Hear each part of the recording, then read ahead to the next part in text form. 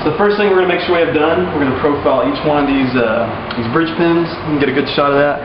You can see how the end of it's kind of angled in like that. Most of the time when we see these, they come without the pegs profiled. As you can see, it's very easy to profile your pegs. All I have here is a sanding block. The grit really doesn't matter. So all I'll do is I'll drag the peg across the sandpaper, the block, and I'll profile that. That's not too good. Let's do it one more time. Looks a lot better. Cleaning off any of the extra stuff that we have on there, but that's what we're looking for.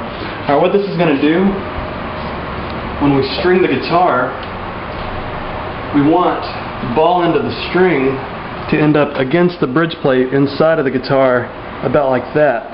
When this is not profiled, the string ball likes to hang up on that and get stuck. And then whenever we start to tune up the guitar, you might hear a loud pop or bang. That's just the string coming up to the top, to the bridge plate there. So when we put this in, I'll put the ball in first, and with that profiled edge, I'll put it facing the head of the guitar, sliding it in, make sure the ball's up to the top there. Feel inside for it also, just to make sure it's up there. Alright, it's gone in real good. So we'll go ahead and we'll do the rest of the strings the same way. Now we got all the strings in there. We'll make sure all the ball ends are all the way up to the bridge plate.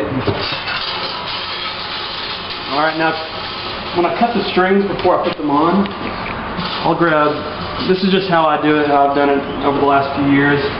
I'll get 3 strings, I'll put them between each of my fingers, and I'll line them up into the nut slots there where they should go. Alright, so if I'm going to cut the first string, our high E string, you've got it in the slot. I'll just do one so you can see what I'm doing here. And this is the peg that we're going to. Well, I'm going to cut up to the very next one. Alright, so we'll cut that and we'll just throw away our excess there. And we'll start to do the rest of the strings the same way, not going to the peg that we're, the tuning peg that we're going to, but to the very next one. Alright, and then I'll just pretend there's another one out here and just cut up to it. Alright, I'll do the last 3 real fast, doing them the same way. There's my low E, I'm cutting up to the A, cutting my A up to the D.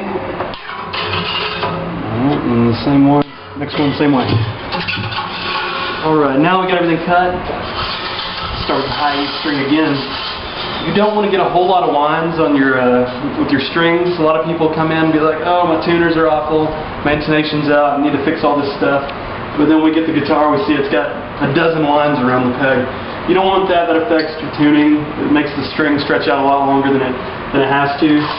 So we want at least 2 to 3 winds is what I'm always looking for.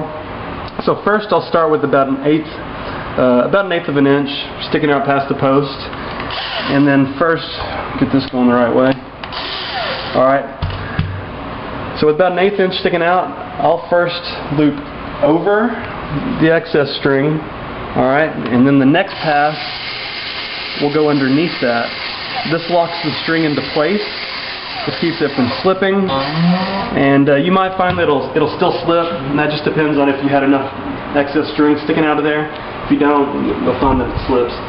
So we'll repeat that with the rest of the strings, about an 1/8. I'll bring the string over, and then under. And I'll go on to the next one. Repeating the same step again.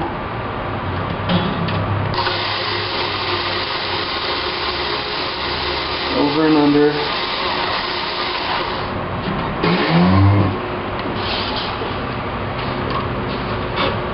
Same thing once more.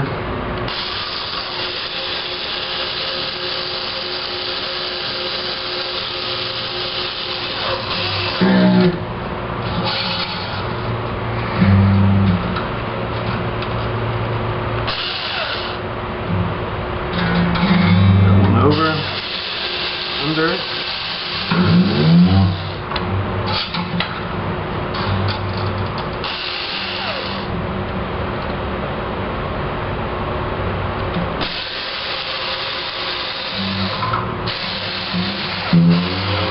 Alright, we've got all the strings on. Now if we look at the bridge and the bridge pins, notice all the bridge pins are even, none sticking out further than any of the others. That means that our ball ends, they're all the way up to the bridge plate where we want them to be. And now we can go ahead and tune the guitar. Well, first we should stretch the strings. All I'm doing, I'll take the index and the middle finger, I'll place them underneath and my thumb on top, and I will just stretch the strings all the way up the neck. And I'll do this for each string. So hopefully if they're stretched well enough, by the time we tune it up, we won't have to tune it, 2 or 3 times. We can just do it once, maybe go through it a second time and be done and have it back to the customer. And they can take it home, play, gig, do whatever they need to do with it.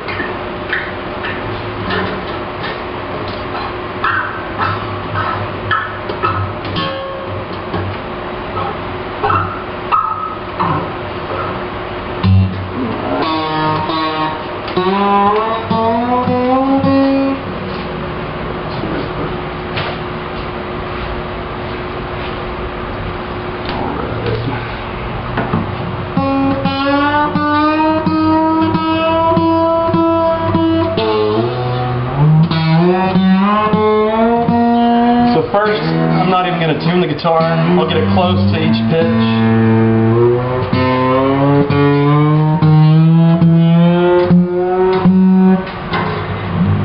Getting it close, and then once everything's close,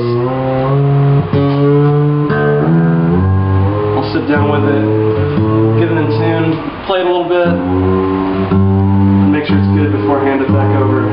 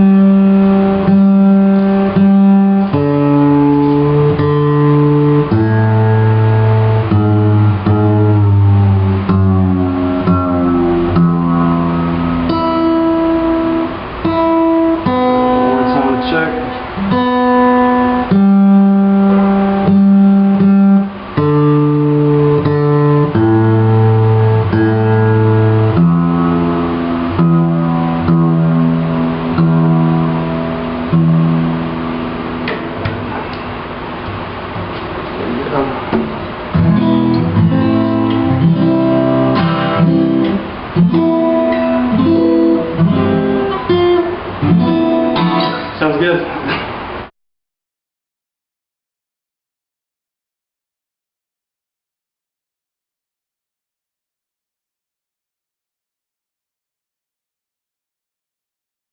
Ready to go, ready to gig. All right.